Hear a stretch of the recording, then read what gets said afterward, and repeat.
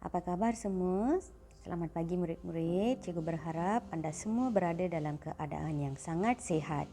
Hari ini hari Selasa 28 September 2021.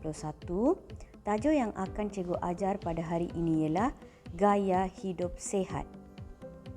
Murid-murid, sudahkah anda semua bersedia untuk mengikuti pembelajaran hari ini? Hari ini murid-murid akan membaca teks mengikut sebutan dan intonasi yang betul. Baiklah murid-murid, ini adalah teks yang murid-murid perlu baca hari ini. Sekarang cikgu akan membaca teks ini dengan intonasi dan sebutan yang betul. Murid-murid, sila dengar cara cikgu membaca supaya anda mudah dapat membaca teks ini dengan baik. Gaya hidup sihat. Kita mesti mengamalkan gaya hidup sihat. Oleh itu, kita mesti menjaga kebersihan diri. Amalan ini menjadikan diri kita sihat. Kita juga mesti bersenam supaya badan kita cergas.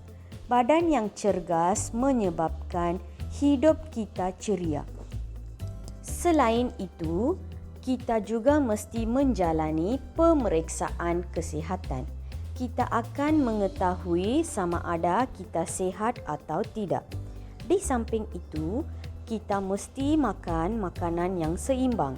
Badan kita akan memperoleh semua zat yang diperlukan.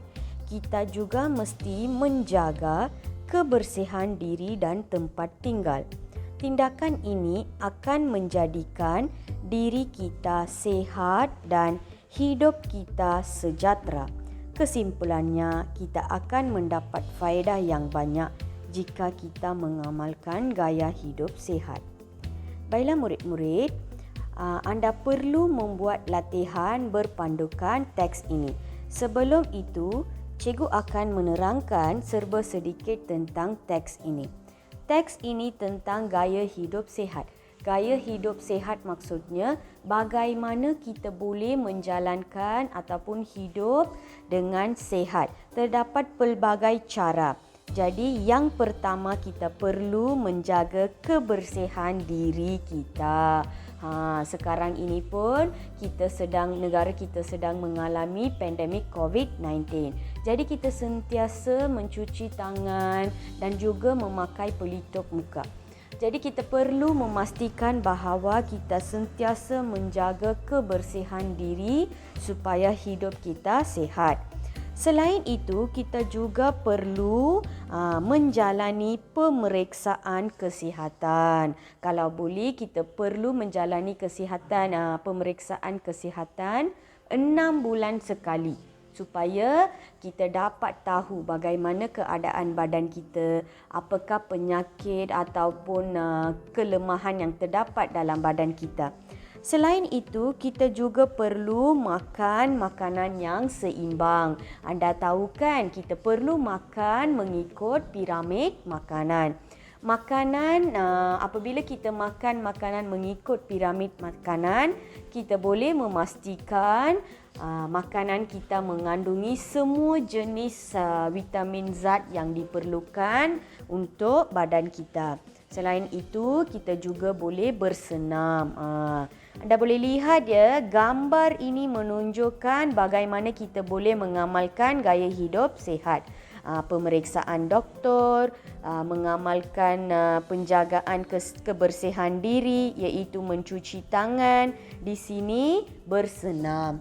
Jadi ini adalah antara cara ataupun aktiviti yang boleh kita lakukan untuk memastikan gaya hidup yang sihat. Baiklah murid-murid, aktiviti hari ini berpandukan teks gaya hidup sihat. Apa yang perlu anda buat? Mudah sahaja. Cikgu telah memberikan 5 kenyataan ataupun 5 penyataan. Murid-murid, anda perlu menulis ataupun mengatakan sama ada penyataan itu betul atau salah. Contohnya nombor 1. Kita perlu mengamalkan gaya hidup sihat. Apabila anda membaca petikan, Adakah anda mendapati petikan itu menyatakan bahawa kita perlu mengamalkan gaya hidup, kita tidak perlu mengamalkan gaya hidup sihat? Kalau betul, tandakan betul. Kalau salah, kamu perlu tandakan salah. Sama juga untuk latihan dari nombor 1 hinggalah nombor 5. Jadi murid-murid, sila pastikan semasa anda membuat latihan ini, anda menggunakan pembaris untuk melukis jadual. Anda perlu membuat tugasan ini dengan kemas. Baiklah, sekali lagi cikgu ingatkan tugasan hari ini. Yang pertama, anda perlu menonton video, mendengar penjelasan cikgu. Kedua, membaca teks dan menghantar audio bacaan gaya hidup sihat. Dan yang terakhir, anda perlu membuat latihan, iaitu latihan memilih kenyataan yang betul dan salah. Baiklah murid-murid, cikgu harap anda faham dan jelas tentang tugasan hari ini. Jika murid-murid masih lagi kurang faham atau kurang jelas tentang latihan hari ini, anda boleh bertanya kepada Cikgu Kavita. Sekian, terima kasih. Jumpa lagi murid-murid.